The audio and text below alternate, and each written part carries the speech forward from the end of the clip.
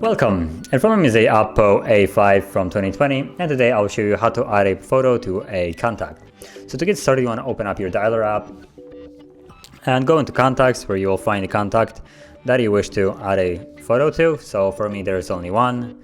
Let's tap on Elon Musk and then tap on edit, and from here you'll see the camera, so you want to tap on it and choose whichever option you want to actually use. So take a photo will launch a camera, which will allow you to just capture a photo right at the moment, while select a photo will allow you to select it from your library. So that's what I'm going to choose.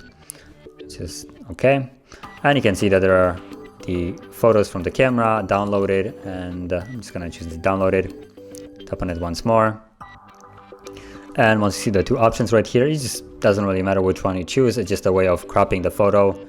So just tap on it and it gives you this little thing, so you can resize it, so smaller, bigger, depending on how you like it. Position the square and then tap on done.